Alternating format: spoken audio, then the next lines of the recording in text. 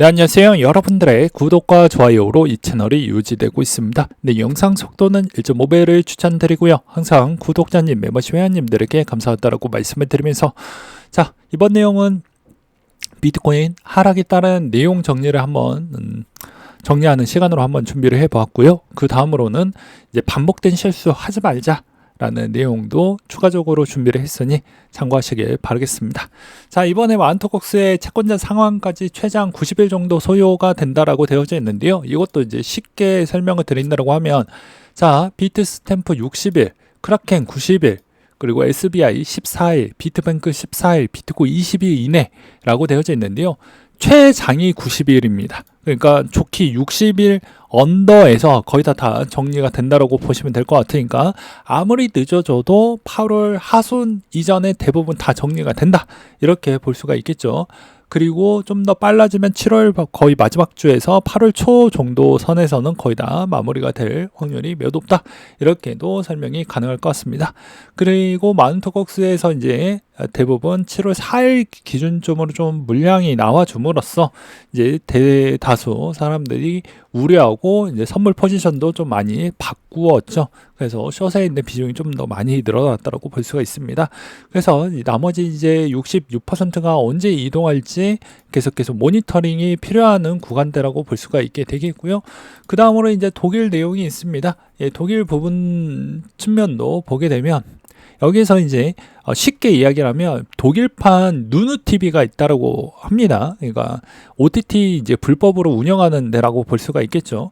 여기에서 이제 비트코인으로 계속해서 받아왔는데 이걸 이제 독일 정부가 이제 압류를 통해 가지고 매도를 때렸는데 이 매도를 때렸을 때에 따른 측면이 문제가 좀 되었다고 합니다. 즉 OTC 쪽으로 거래를 최대한 하려고 했었는데 OTC에 있는 유동성이 거의 좀 많이 마르다 보니까 내가 팔 수 있을 만한 그런 생태적 조건이 좀 안 되다 보니까 시장가 부분으로 거래소에다가 좀 하다 보니까 많이 영향을 좀 끼쳤다라는 내용도 좀 있었습니다. 그렇다 보니까 대부분 이번에 이제 주요 ETF 승인 이후 단기 투자자들은 손실 구간대로 좀 올라왔다고 볼 수가 있겠고요. 그래서 여기에서도 이제 평균 단가 추이가 있습니다. 뭐 61K부터 20K 정도가 있는데 대부분 이제 단기 투자 패턴에 있는 평균 단가 추이는 거의 50K 위부터는 거의 다 좀 깨졌다라고 볼 수가 있겠죠. 그러니까 이런 측면도 좀 잘 보시길 바라겠고요. 그리고 비트코인 ETF 현황판 추이에서도 운용사 토탈 홀딩량은 6월에 반등을 시작을 좀 하다가 제자리 걸음으로 유지가 되었고 그리고 거래량도 여전히 수렴하고 아웃을 못하고 바닥에 좀 붙어 있는 것 같다. 그러니까 눈치 보기 형태로 좀 흘러가고 있구나 라는 걸 볼 수가 있게 되겠습니다. 그럼 누가 매도의 주력자 역할을 좀 했냐가 중요하겠죠. 그래서 이제 좀 보게 되면 앞으로 이제 뭐 미국이나 나머지 있는 국가들도 좀 일부 나올 수 있을 만한 물량들도 좀 있고 그 다음에 채굴회사가 던질 수 있을 만한 물량적 여건도 뭐 저번 시간에도 이야기를 했지만 이게 연달아 이제 붙어서 나오게 되면 아무래도 시장이 버텨내지 못할 것이기 때문에 이제 사람들이 좀 두려움이 좀 많이 올라와져 있는 상태라고 저는 생각을 하고 있는데 이 구간도 우리는 계속해서 반복되어져 있는 형태로 좀 볼 필요성이 있다라고 말씀을 드리고 싶습니다. 무슨 말이냐? 대부분 이 국가에 나오는 물량도 다 서로 공유해서 파는 게 아니다 보니까 겹치는 구간대만 아니면 그렇게 시장에 주는 타격감은 좀 많이 적다라고 볼 수가 있겠고 그 다음에 이제 미국 같은 경우에는 대부분 이때까지에 있는 그런 행동적 패턴을 보게 되면 시장이 최대한 충격을 좀 적게 주려고 노력을 많이 하거든요. 그렇기 때문에 이번에도 뭐 미국에 나오는 물량 부분은 좀 내려놓고 볼 필요성은 있다. 일단은 독일에 있는 물량은 거의 다 이제 제껴두고 보시고 나머지 있는 쪽은 보아도 그렇게 타격감이 있을 만한 쪽은 거의 없을 걸로 보여집니다. 그럼 이런 형태도 이제 여러분들이 이제 생각했던 게 거의 비슷한 패턴이 이제 있었냐 없었냐가 중요하겠죠. 과거에도 있었습니다. 네, 작년에만 해도 이제 미국에서 계속 갖다 팔았죠. 그럼에도 불구하고도 비트코인 가격은 좀 더 많이 올랐습니다. 물론 호재가 있었죠. ETF가 될 거다라는 계속 이제 커뮤니티나 트위터에 따른 그런 트래픽이 엄청나게 많이 올라왔기 때문에 그런 기대감을 상쇄시키면서 올라오긴 했습니다. 그러면 당연히 이제 비트코인이 여기에서 조금 더 올라가려고 하면 아무래도 어느 정도 물량이 좀 더 정리가 되었다라는 소식이 일찍 더 들어오던지, 아니면 여기서 추가적으로 이더리움 소식이 더 빨리 들어오던지, 이런 형태가 보여주어야 되지 않을까 싶고요. 그 다음에 여러분들은 이런 무서운 구간대라고 생각을 할 수도 있겠지만, 과거의 비트코인의 변동성은 매우 크고 그 다음에 격동적으로 움직였습니다. 이미 말은 무슨 말이냐면, 자, 이번에 이제 1억 구간에서 고작 해봐야 20% 조금 더 많이 밀렸습니다. 그럼에도 불구하고도 이게 이제 좀 무섭다고 하면 말이 안 되겠죠.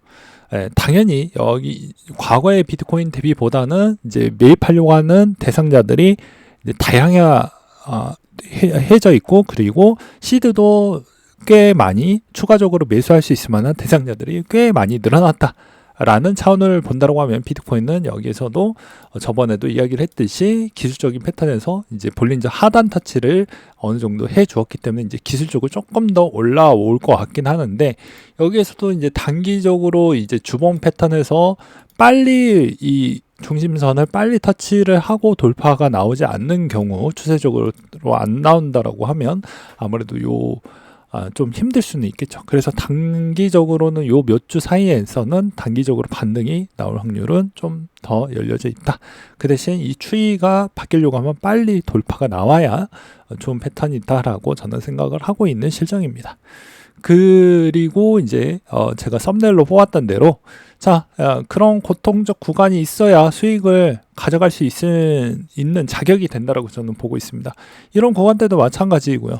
이런 구간 때도 다 견뎌냈던 사람들이 나중에 이제 커뮤니티 쪽이나 뭐 인증방 보면 막 인증 뭐 얼마 했습니다 막 이렇게 막 올리잖아요. 다 여기에 막 진짜 너무 힘든 구간 때는 다 글을 안 적어요. 나 이 정도 벌었습니다 하고 자랑만 올리지, 실질적으로 그 내막을 딱 보면 고통의 기간을 다 견뎌내야 됩니다. 네, 우리가 운동을 할 때도 근육, 뭐 1시간 운동했다라고 근육이 팍팍 커지는 게 아니잖아요. 1년, 2년, 3년 한 정도 운동을 해야 이제 그나마 근육이 좀 자라서 좀 티가 나고 그러지 않습니까? 마찬가지로 투자도 당김에 막 모든 성과를 다 추정해서 가져가는 것도 좋긴 하지만, 그건 시장을 좀 도와줄 필요성이 있고, 그 다음에 두 번째로는 내가 가지고 있는 스킬과 역량이 이제 준비가 되어져 있느냐에 따라서 이게 성적표가 갈리기 때문에, 내 자신을 거울에 비춰서 어느 위치에 있는지를 다시 한번 볼 필요성이 있다고 저는 말씀을 드리고 싶습니다. 그리고 전략을 어떻게 또 가져가느냐에 따라서 매번 다른 측면이 좀 있다라고도 말씀을 드리기도 했었죠. 그러니까 즉, 돈이 없으면 제가 뭐라고 했습니까? 너무 비싸요. 이거 다 핑계거리를 자꾸 만들지 말라고 이야기를 많이 했죠. 여러분들은 돈 벌려고 했으면 핑계를 대서는 안 됩니다. 내가 뱃살을 빼고 다이어트를 할 거라고 하면 자꾸 핑계거리를 대서 헬스장에 안 간다.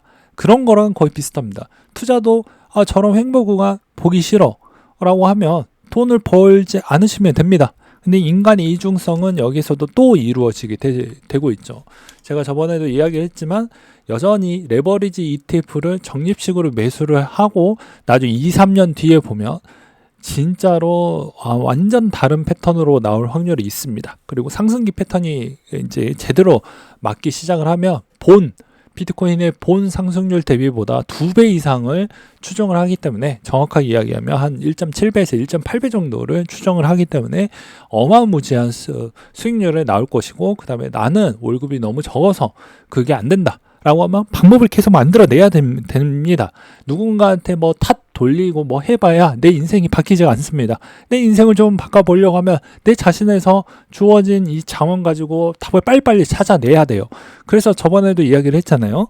네, 커버드콜 부분에 있었을 때도 뭐 비토를 선물 추정을 하는 비토를 가져가든지, 아니면 뭐 코인베이스를 좋아하면 코인베이스 코니를 가져가든지, 아니면 마이크로 스트래티지를 좋아하면 마이크로 스트래티지를 좀 가져가서 하든지 아니면 마이크로 스트래티지에 추정을 하는 커버드 콜 MSTY를 가져가서 그거를 이제 풍차 돌리기를 해서 그렇게 가져가면 나쁜 결과는 안 나옵니다. 대부분 이제 이 세 가지를 다 하려고 하시는 분들도 있어요.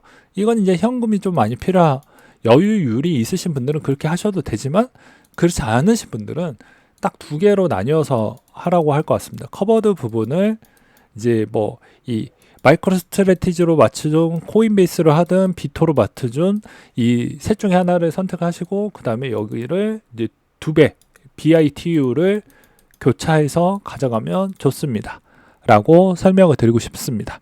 왜냐하면 이제 이걸 왜 이렇게를 하냐, 이제 여기에 이제 좀 여유 있으면 이제 뭐 본주에 MSTR을 넣어주면 좋긴 하지만 이건 돈이 없으니까. 그리고 여기서 좀 여유가 되면 그냥 현물 비트코인 업비트나 빗썸 가가지고 비트코인을 좀 여기에서 나오는 배당 가지고 이렇게 갈 수 있는 전략도 있긴 하지만 웬만하면은 요렇게 한번 돌려라. 2배 있는 추정 형태로 돌려라. 왜 그러냐면 여러분들이 돈이 없으면 위험도를 좀 더 열어두고 내 마음에 열어두고 그 다음에 이 두 가지 방식을 최적화를 뽑아내야 됩니다. 어떻게 해서든. 그래서 거기에서에 있는 나만의 스타일을 좀 찾아야 돼요. 그러면 어느 정도 남들 대비보다 수익성이 좋을 겁니다. 알트코인보다 수익성이 더 좋을 거라고 저는 보고 있는 실정입니다. 그래서 제가 이런 방식을 알려드리는 거예요. 왜냐? 알트코인은 너무 무서워요. 비트코인은 너무 비싸요. 이런 소리 듣고 싶지 않기 때문입니다. 그래서 방식과 방법을 계속 알려드리고 있는 것이죠. 그래서 잘 참고하시면서 하시고요. 왜 두 가지 패턴을 대부분 이제 강조를 했던 이유는, 자, 2배 추정하고 이제 커버드 콜을 쓰게 되면 여기서 이제 내가 100만 원을 넣었으면 이자를 100만 원을 주죠. 그럼 이 100만 원에 있는 자원 가지고 어떻게 하냐면 여기에서 이제 이렇게 좀 하락기 패턴이 조금 나오면, 자, 2배 추정에서에 있는 여기에 딱 일부 넣고 여기에 딱 일부 넣어서 계속 이 커버드 콜 부분에 있는 유동성에 있는 이자 비중을 좀 높여놓고 그 다음에 2배 부분을 계속 적립식으로 모아가서 비율 조정만 잘 해놓으면 나쁘지 않습니다. 그리고 어느 정도 수익성이 좀 올라올 것 같다. 그럼 커버드 콜이 좀 내려오잖아요. 이렇게 내려오잖아요. 그러면 이때 어떻게 하냐면 2배 추정이 이제 올라가는 시기대가 올 겁니다. 얘가 좀 내려가는 시기대가 좀 조금씩은 나올 거고요.